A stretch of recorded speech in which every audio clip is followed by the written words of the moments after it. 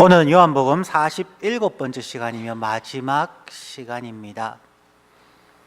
오늘 성경 본문은 요한복음 21장 24절과 25절 그리고 또한 20장 30절과 31절을 함께 살펴봅니다. 그 구절들 가운데에서 가장 많이 나오거나 중요한 단어를 한 5가지로 찾아볼 수가 있습니다. 첫 번째는 정언, testify와 testimony라는 단어가 2번 나옵니다. 기록이라는 단어가 5번 나오고 믿음이라는 단어가 2번 나옵니다. 그 믿음의 대상으로서 예수는 하나님의 아들 그리스도이며 그 안에 생명이 있음을 오늘 본문은 말하고 있습니다. 우리가 지금까지 요한복음 1장부터 21장까지를 살펴보았습니다. 오늘은 요한복음의 마지막 부분입니다. 여기에 반복되어져 나오는 단어 중에 정언이라는 단어가 특별히 눈길을 끕니다. 정언이라고 하는 단어는 법률 용어입니다. 다른 여러 곳에서도 사용되어질 수 있지만 특별히 법정에서 증거물을 제시하거나 증인으로 진술을 하게 될 때는 반드시 손을 들고 선서를 하게 됩니다. I tell the truth, nothing but the truth라고 하는 나는 진실만을 말하고 진실 외에는 말하지 않겠습니다.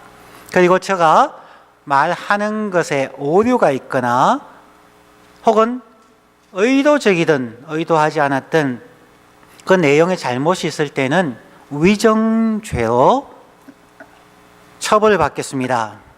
그것이 벌금형일 수도 있고 감옥에 갈 수도 있습니다. 즉 정언이라고 하는 말은 쉽게 사용할 수 있는 말이 아닙니다. 자기의 명예를 걸고 혹은 처벌을 감수하고 할 수 있는 말을 의미합니다. 또한 요한이 정언이라고 얘기하니까 자칫 잘못 생각할 수도 있습니다. 정언이니까 분명한 말, 진실만을 말했을 것이다 라고 생각해서도 안 됩니다. 법정에 가면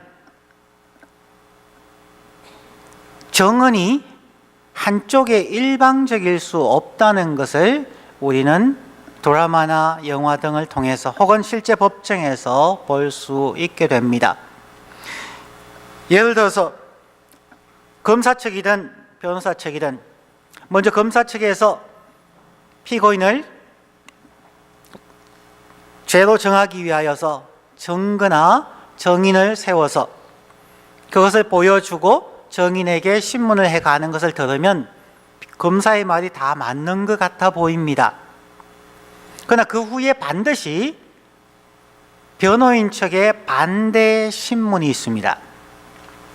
그러면 반대 측에서는 자기들의 입장에 필요한 자기들의 주장을 확정하기 위한 질문들을 하게 됩니다.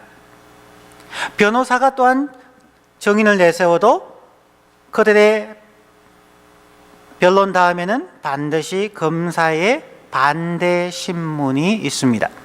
한쪽 말만 들으면은 이쪽이 맞는 것 같지만 곧이어 반대 신문이 있으면 어느 것이 맞는지 혼란스러울 때가 참 많아집니다.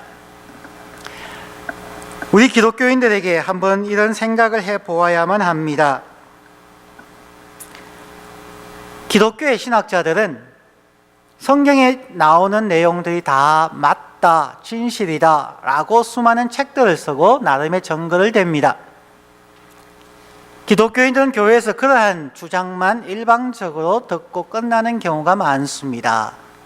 그러나 비기독교인들 혹은 종교를 전혀 갖고 있지 않은 사람들이 성경과 기독교의 진리가 진실일 수 없다고 하는 그들의 논리가 있고 과학적인 증거를 들이대기도 합니다.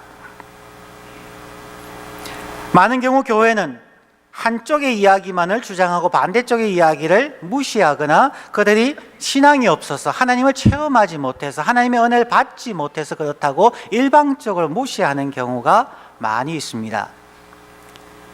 그러한 행태는 성경에서 사도 요한이 나의 정언이라고 했는 말 자체를 이해하지 못하는 경우라고 얘기할 수가 있습니다.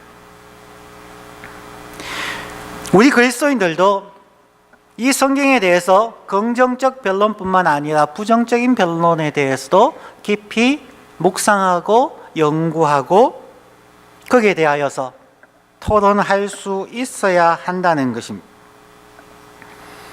선무당이 사람 잡는다고 짧은 세상의 지식을 가지고 성경만 주장하는 것은 세상 사람들에게 어찌 보면 오히려 아주 하등 종교 혹은 정말 비과학적인 단체로 낙인 찍힐 가능성이 매우 많아집니다. 우리 그리스도인들은 두려워할 이유가 없습니다. 그들의 주장에 대해서 우리는 깊이 묵상하고 그들이 주장하는 것이 일리가 있다면 받아들여야만 합니다. 혹시 우리의 성경 이해가 잘못되었을 수도 있습니다. 우리가 지금 알고 있는 혹은 지금의 과학으로 증명할 수 없는 부분이 있을 수도 있습니다. 제2개혁주의 교회에서는 여러 가지 다양한 의견들 다 받아들이고 과학적으로 증명되어질 때까지 그러한 모든 가능성에 대해서 우리는 연구하고 받아들이고 배웁니다. 그러한 열린 자세와 함께 토의하고자 하는 마음들이 필요합니다. 그러다가 성경이 거짓으로 판명나면 어떠할까요? 그러면 안 믿으면 되죠. 간단한 거예요. 그러한 자신감을 가지고 이야기하셔도 됩니다. 우리가 완전히 이해할 수 없는 부분은 겸손하게 내려놓고 확실하게 증명되어질 때까지 우리는 끊임없이 노력해 가야 합니다. 아마 갈릴레오가 그런 얘기를 했나요? 천동설을 주장하는 그 당시 시대에게 지동설입니다. 지구가 태양 주위를 돕니다. 그 당시의 과학이나 그 당시의 모든 종교적인 관점은 하늘이 도는 것이었죠. 그 말 앞에서 이제 어쩔 수 없이 그가 시인을 하고 나가면서 한 유명한 말이 있죠. 그래도 지구는 돕니다. 우리가 아직 확실하지 못해도 하나님이 살아계시고 하나님이 유일하신 신이라면은 하나님은 여전히 존재하고 하나님은 여전히 예수 그리스도를 통하여서 이 땅을 구원하며 이 땅에 하나님과의 샬롬의 관계의 회복과 이웃과의 샬롬의 관계의 회복 또한 자기 자신과의 샬롬의 관계의 회복을 위한 유일한 혹은 최고의 말씀이 됨을 우리는 알아가게 될 것입니다. 정언이란 말은 세상을 향한 정언일 뿐만 아니라 우리 그리스도인들에 대한 자세의 변화를 요구하는 강력한 도전이 된다는 것도 오늘 꼭 한번 생각해 보기를 원합니다. 우리는 얼마나 성경에 대하여서 때로는 인문학으로 논쟁해야 될 때 우리는 얼마나 인문학을 알고 있으며 과학적으로 논쟁해야 할 때에 우리 그리스도인은 얼마나 과학적인 소양이 있는가. 세상의 많은 학문에 대해서 기독교인들이 연구하고 노력하고 그들과 열띤 논쟁을 할 수 있어야 그것이 진정한 종교를 믿는 사람, 기독교인이라 할 수 있다는 말씀입니다. 사도 요한은 오늘 사도 요한이 쓴 요한복음의 마지막 부분에서 자신 있게 정언이라는 단어를 사용합니다. 자신이 예수님의 제자로서 예수님과 3년여 동안 함께 생활하며 자신이 직접 보고 듣고 함께 경험했던 일들 그리고 주위 사람들과의 관계에 대하여서 그는 법정 용어인 정언이란 단어를 사용하면서 기록하고 있습니다. 기록이란 단어가 5번이나 나오죠. 즉 만약 잘못된 내용이나 자신이 확인하지 않은 내용을 기록하였다면 스스로 책임을 지며 처벌을 받겠다는 강한 의지를 포함하고 있습니다. 또한 반대 신문도 기꺼이 받겠다는 그러한 의미를 포함한다는 것을 우리는 기억하여야만 합니다. 요한은 자신이 기록한 모든 증언들에 대하여 확신을 가지고 분명하게 선언합니다. 오늘 두 가지를 이야기합니다. 첫 번째는 우리는 그의 증거가 참인 줄 아노라. 요한복음 21장 24절 가장 마지막 요한복음의 마지막 부분이죠.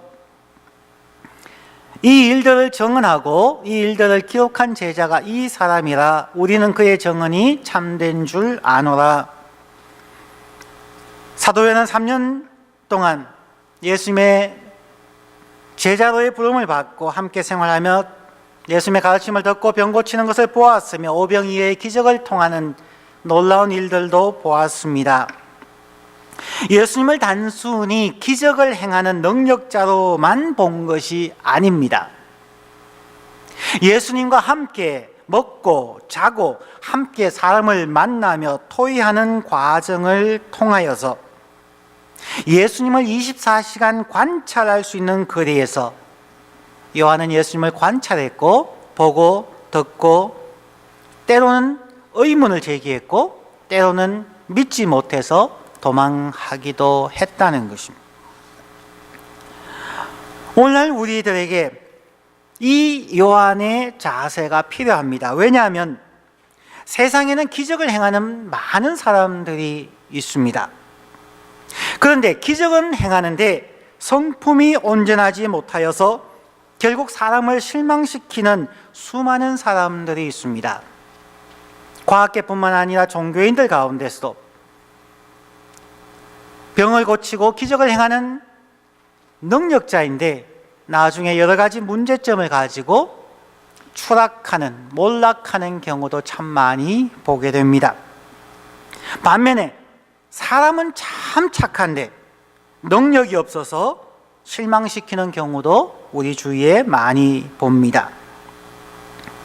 그런데 요한이 바라본 예수는 지식적으로만 위대한 랍비가 아니라 그뿐만 아니라 어렵고 힘든 사람들 향한 긍휼의 마음, Heart of Compassion을 가지고 그들과 함께 뒹굴며 먹고 마시고 시간을 나눈 죄인의 친구였던 분이었습니다. 또한 예수는 자신의 말을 자신의 삶 속에서 실천하시고 하나님의 말씀에 대한 순종의 삶에서 심지어 십자가에 죽기까지 복종하는 순종의 삶을 우리에게 보여주신 분입니다. 요한은 예수님과의 3년의 생활을 하고 난 후에 예수님은 참 하나님의 아들 그리스도임을 증언하고 고백하고 있습니다. 자신의 증언에 대하여 만약 어떠한 잘못된 기록이 있으면 처벌받겠다는 의사표현을 증언이라는 단어를 사용하여 나타내고 있습니다. 자, 그러면 저와 여러분에게 한번 적용해 보십시다. 우리는 우리의 신앙 고백에 대해서 교회 안에서 우리가 목사로, 교인으로, 중직자로 살아가면서 교회에서 하는 수많은 말들에 대해서 우리는 증언이란 말을 사용할 수 있느냐는 것입니다. 예수에 대해서, 성경에 대해서 이야기하기 전에 나는 누구인가에 대해서, 그리스도인들은 정언하는 사람, 정인으로 살아가고 있는가에 대해서, 내가 알고 있는 신앙 지식, 내가 입으로 고백하고 있는 이 신앙의 고백에 대해서 잘못이 있으면 기꺼이 처벌받을 자신이 있습니까? 그리고 사람들이 우리의 신앙과 신앙 인격과 삶에 대해서 도전하고 거기에 대해서 부정적인 견해로 도전해 올 때에 분노하지 아니하고 평정심을 가지고 나의 삶, 나의 생각, 나의 애티튜드에 대해서 논쟁할 수 있는 그러한 인격적인 성숙함이 그리스도인들에게 있느냐는 것입니다. 그리스도인들은 너무나 흑백 논리에 빠져 있는 경우가 있습니다. 자기가 아는 짧은 신학 지식, 성경의 지식을 마치 기독교의 진리인 것처럼 오버랩해서 오해하는 경우들이 참 많이 있습니다. 자신이 경험한 조그만 일들을 가지고 자신이 경험한 기도운동, 성령운동, 제자훈련, 성경공부, 여러 가지 자기가 경험한 것을 마치 기독교의 진리인 것처럼 주장하는 경우, 심지어 그것을 가지고 다른 사람을 정죄하거나 판단하는 우리의 연약한 모습, 옹졸한 모습들이 우리에게 있지 않는가요? 요한이 말한 이 정언이라는 말을 우리가 정말 깊이 있게 이해한다면 기독교의 진리에 대하여서도 열린 마음으로 연구할 뿐만 아니라 내가 그리스도인으로서 정인의 삶으로서 나의 삶이 어떠한지, 나의 삶이 성경과 나의 생각이 나의 신앙 고백과 교회 안에서의 나의 언행과 직장과 학교와 사회에서의 나의 언행이 어느 정도 일치하느냐에 대한 두려운 마음, 노력하는 마음, 그리고 도전을 받아들이겠다는 온유하고 열린 마음들이 있어야만 한다는 것입니다. 기독교는 참으로 열린 종교입니다. 어떠한 비난과 도전도 받아줄 수 있고 받아야만 한다고 고백하는 종교가 기독교입니다. 그러면 그 기독교 예수 그리스도를 믿는 우리는 우리 자신의 인격과 신앙과 지식과 경험에 대하여서 도전하는 사람들에게 열린 마음으로, 온유한 마음으로 대답할 말을 항상 준비하고 살아야 한다는 것입니다. 바울 사도도 이야기하죠. 너희의 구원에 대해서 묻는 자들에게 두렵고 떨린 마음으로 대답할 것을 항상 준비하라고 이야기합니다. 사도 요한이나 바울이나 그들은 항상 열린 마음으로 정은의 자세로, 정인의 자세로 항상 고민했고 노력했고 증명할 수 있는 데까지 증명하려고 노력했던 분들입니다. 우리가 본받아야 할 분이라는 것이지요. 요한은 자신이 기록한 모든 증언들에 대하여 확신을 가지고 분명하게 증언하고 있다는 것입니다. 우리 기독교인이 아니면 말고 식의 전도, 아니면 말고 식의 신앙 고백, 아니면 말고 식의 생각과 판단을 하는 것은 기독교를 욕되게 하고 예수 그리스도를 욕되게 하는 참 안 좋은 것입니다. 그럼 우리 기독교인들은 정인이 되기 위하여 정말 끊임없이 노력하고 때로는 투쟁해야 되고, 그리고 자신이 알고 믿고 확인한 부분만 얘기할 수 있어야 될 것입니다. 그러한 자세가 필요하다는 것입니다. 두 번째로 요한은 무엇을 주장했을까요? 요한복음은 구원의 믿음을 위하여 기록한 책임을 이야기합니다. 요한복음 20장 30절 31절 21장 25절을 읽습니다. 예수께서 제자들 앞에서 이 책에 기록되지 아니한 다른 표적도 많이 행하셨으나 오직 이것을 기록함은 너희로 예수께서 하나님의 아들 그리스도이심을 믿게 하려 하며 또 너희로 믿고 그 이름을 힘입어 생명을 얻게 하려 함이니라. 예수께서 행하는 일이 이외에도 많으니 만일 낱낱이 기록된다면 이 세상이라도 이 기록된 책을 두기에 부족할 줄 아노라. 사도 요한이 3년 동안 예수를 따라다니며 보고 듣고 참여한 모든 것을 어떻게 21장의 짧은 소책자에 다 기록할 수 있겠습니까? 예수님의 3년 삶, 공생애와 사역을 다 기록한다면 수십 권의 책으로도 부족할 것입니다. 요한은 그 중에서 가장 엑기스라고 할 수 있는 내용, 즉 우리의 구원과 생명에 대한 내용을 기록하고 있다는 것입니다. 오직 예수 그리스도가 하나님의 아들이심을 증언하는 내용, 그리고 누구든지 예수 그리스도를 믿음으로 구원과 영원한 생명을 얻을 수 있음을 나타내기 위하여 이 요한복음을 기록했다는 것입니다. 오늘 마지막 시간이니까 요한복음의 중요한 몇 가지를 요약하며 마치려고 합니다. 요한복음은 왜 기록되었을까요? 신약 성경에는 4복음서가 있습니다. 그 4복음서는 조금씩 주제도 다르고 기록하는 구조나 전개 방식, 표현 방식이 다릅니다. 도표에 나와 있는 것처럼 처음에는 마가복음이 써여졌습니다. 예수님 시대에 함께 했던 사람들이 이제 예수님께서 부활하시고 성천하시고 난 후에 30여 년이 지나가면서 사람들이 세상을 떠나가는 사람들이 많아지게 되었습니다. 그때 예수의 사역을 기록하여야 할 필요성을 가지고 하나님께서 마가를 통하여서 예수님의 복음 사역이 무엇인가에 대하여 기록하게 한 것이 마가복음입니다. 그래서 마가복음 1장 1절의 시작은 이러합니다. 하나님의 아들 예수 그리스도의 복음의 시작이라. 즉 복음에 대해서만 쓰고 있습니다. 예수님의 출생이라든지 다른 내용은 없습니다. 예수님의 공생의 3년에 대하여서 기록을 하였고 그 후에 유대인들이 질문을 던집니다. 마가복음이 예수의 복음에 대하여 기록했다면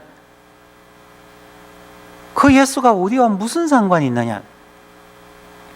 자, 정은이라고 하는 요한의 말을 기억하시면서 들으셔야 합니다. 그냥 마가복음 하나만 있으면 되었지 않습니까? 그러나 사람들은 그들에게 질문하고 도전해 온다는 것입니다. 그 도전에 대해서 또한 응답을 하는, 리스폰스를 하는 것이 사복음서의 전개 방식입니다. 유대인들이 우리와 무슨 상관이 있습니까? 라고 했을 때에 마태는 유대인 청중을 향하여서 대답의 책을 썼는 것이 마태복음입니다.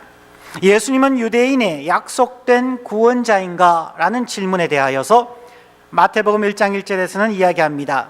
아브라함과 다윗의 자손 예수 그리스도의 세계라. 예수님은 우리의 믿음의 조상 아브라함과 성군 다윗을 통하여 예언되어진 메시아다. 그러한 주제로 그를 전개하고 있습니다. 그렇게 하니까 유대인이 아닌 이방인들이 질문을 하기 시작합니다. 왜 우리가 당신들의 종교를 믿어야 합니까? 우리에게는 우리의 종교가 있습니다. 그런데 왜 유대인의 종교를 우리가 믿어야 합니까? 즉 예수님은 모든 민족의 구원자인가? 라는 도전이 들어왔습니다. 거기에 대해서 누가는 예수 그리스도는 모든 민족의 구원자입니다. 마태복음은 아브라함부터 자손들이 기록되었다면 누가복음 반대로 예수의 아비로 쭉 올라가서 아브라함을 통과하고 결국 아담을 지나갑니다. 그 위는 아담이요 그 위는 하나님이다. 즉 모든 인류를 위한 구원자가 예수 그리스도임을 이야기하고 있습니다. 그러니까 마지막 네 번째는 그러면 예수 그리스도가 이러한 놀라운 기적들을 행하고 하나님의 나라를 이루기 위해서 사역하셨는데 그가 유대인의 메시아이고 더 나아가서 모든 민족의 구원자이면 그에게 구원자의 자격이 있는가? 어떻게 인간이 인간을 구원할 수가 있는가? 예수가 우리를 구원할 수 있는 흠 없는 어린 양, 즉 그는 신인가? 라는 질문을 받습니다. 그 질문 앞에서 예수 그리스도는 참 하나님이며 참 인간이라는 것을 설명하기 위하여 쓰여진 책이 바로 요한복음입니다. 요한복음은 그 구성이 7번에 걸쳐서 나는 무엇이다 라는 표현으로 기록되어져 있습니다. 나는 무엇이다 라고 하는 구절은 구약 성경에서 하나님이 자신의 이름을 나타낼 때 하는 표현 방법입니다. 이스라엘 백성들이 애굽의 압제 아래에서 두려움과 불안 속에 살던 그들에게 하나님께서 때가 되어서 모세를 보내어 주어서 그의 백성들을 구원하려고 계획하셨습니다. 그때 모세는 두려워서 여러 번에 걸쳐서 나는 갈 수가 없습니다. 나는 적합하지 않습니다. 라고 예수님께 반박합니다. 그 중에 하나가 하나님이여, 내가 애굽에 내려갔을 때에 그들이 너를 보낸 신이 누구냐라고 질문하면 내가 무엇이라고 얘기할까요? 그에 대해서 출애굽기 3장 14절에서 하나님께서 모세에게 답을 줍니다. 출애굽기 3장 14절, 하나님이 모세에게 이르시되 나는 스스로 있는 자이니라. 또 이르시되 너는 이스라엘 자손에게 같이 이르기를 스스로 있는 자가 나를 너희에게 보내셨다 하라. God said to Moses, I am who I am. This is what you are to say to the Israelites. I am has sent me to you. 스스로 있는 자가 I am이 나를 당신들에게 보냈습니다. 하나님의 자기 이름입니다. I am. 이것을 야훼라고 보통 많이 읽죠. I am이 보냈습니다. 즉 이스라엘 사람들은 그래서 I am이라고 하면은 창조주 하나님, 구원자 하나님이라고 알고 있었습니다.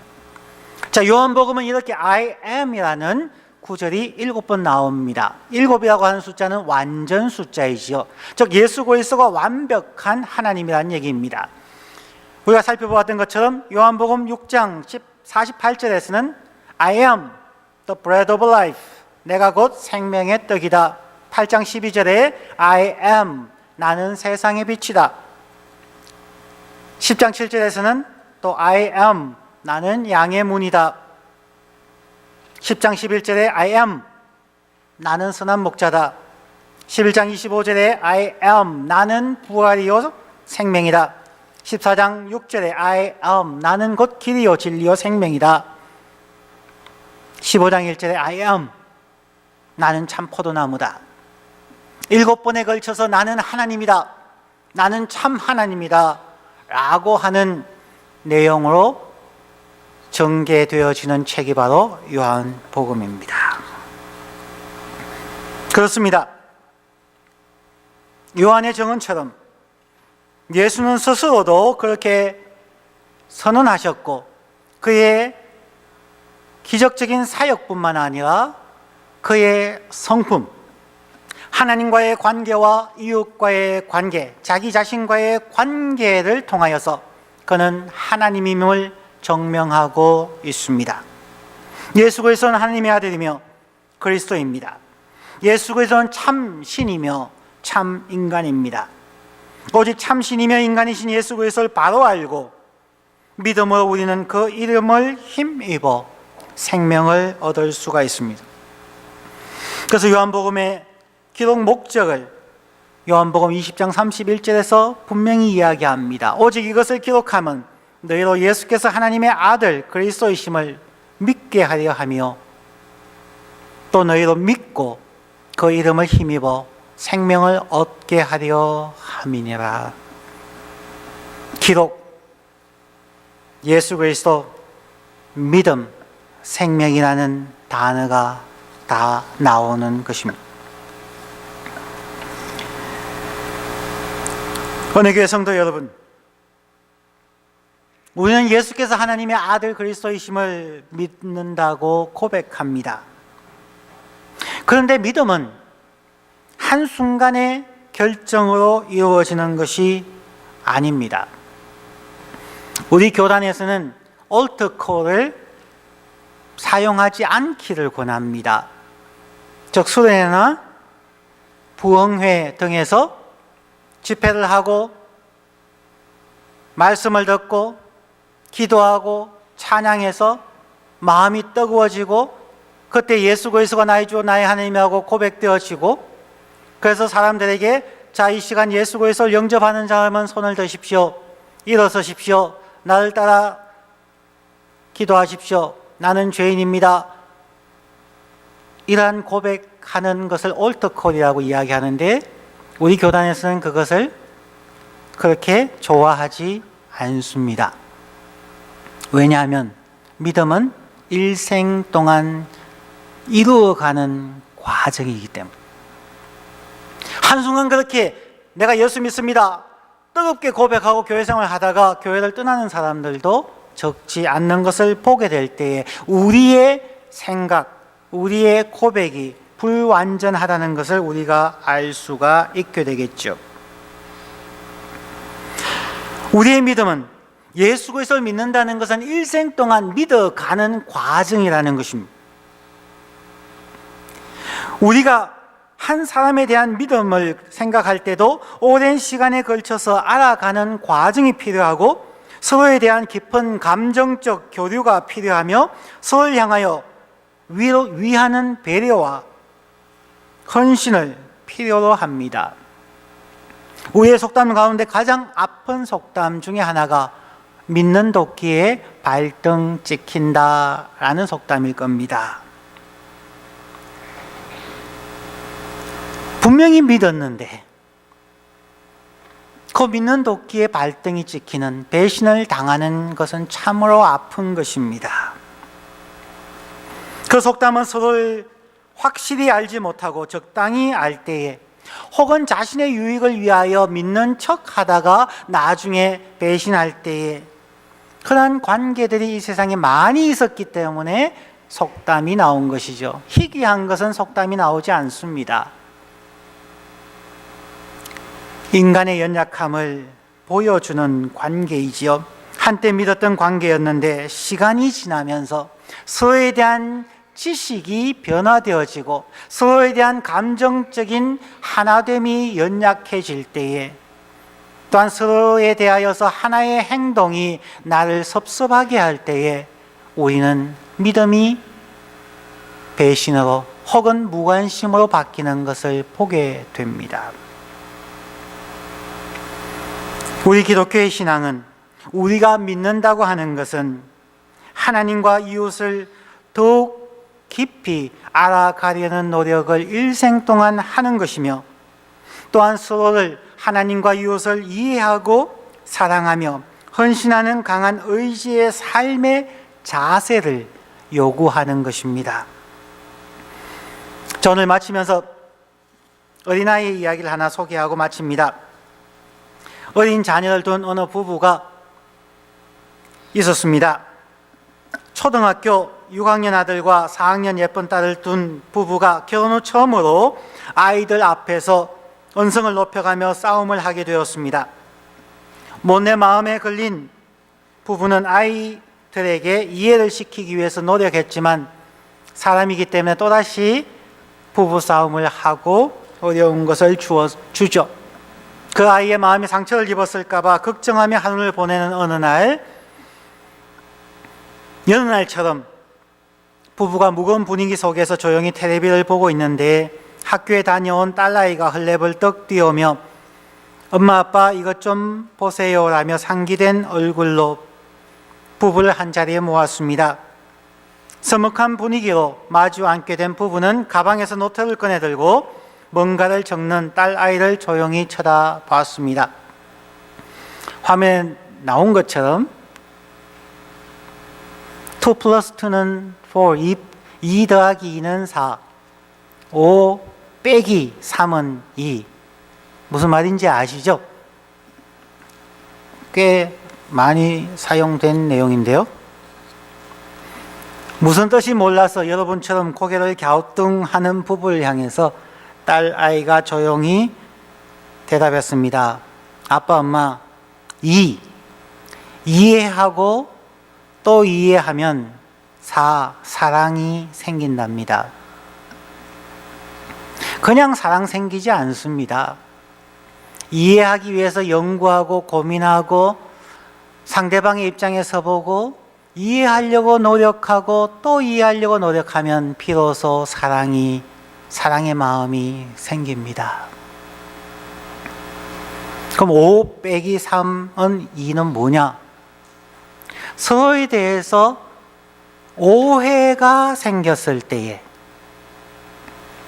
나의 생각과 다르고 평소와 다른 행동을 하고 그래서 오해가 생겨서 화가 나고 분노할 때에 5 빼기 3 그것을 3번 생각을 해보면 이 사람이 왜 이렇게 말했을까? 이 말의 의미가 무엇일까?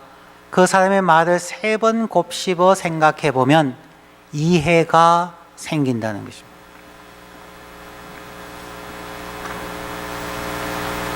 우리의 삶 속에 2 플러스 2는 4, 5 빼기 3은 2라는 공식을 가정에, 부부 사이에, 친구 사이에 한번 적용하고 실천해 보십시오.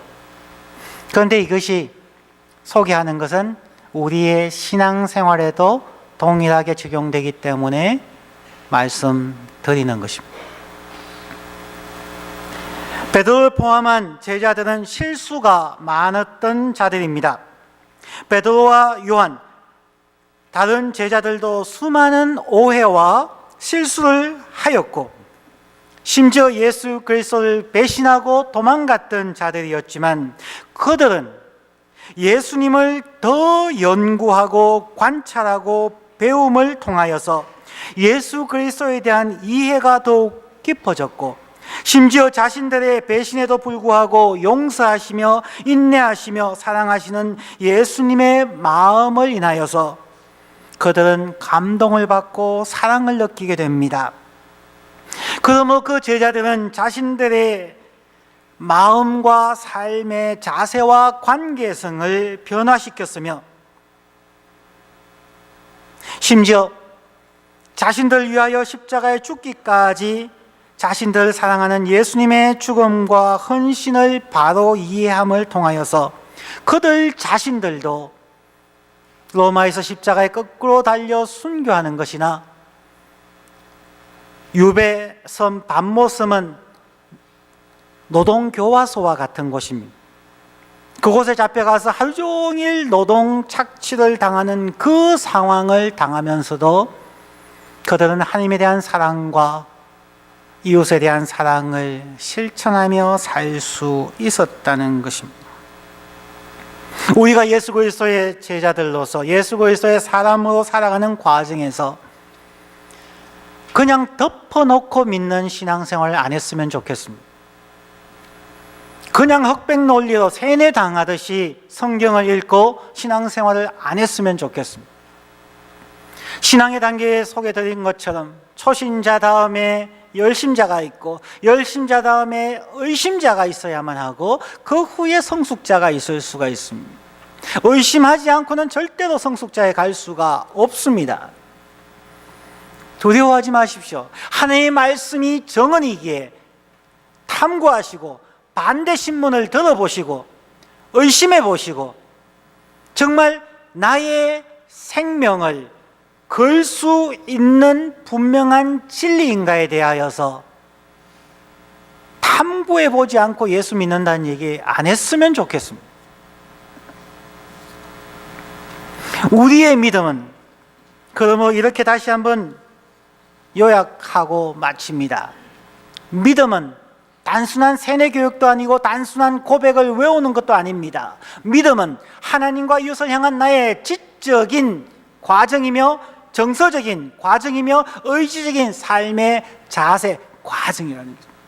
지적인 부분이 약해도 안 됩니다. 정서적인 부분이 약해서도 안 됩니다. 순종과 삶의 적용이라는 의지적인 부분이 약해서도 그들은 미신자가 되거나 지식이 없으면 미신자가 되고 정서적인 것이 너무 강하면 광신자가 되고 삶이 없으면 무질서한 자들이 되어 버립니다. 오늘 요한복음을 마치면서 함께 고민해 보았습니다. 예수는 하나님의 아들이며 참신이며 그리스도입니다.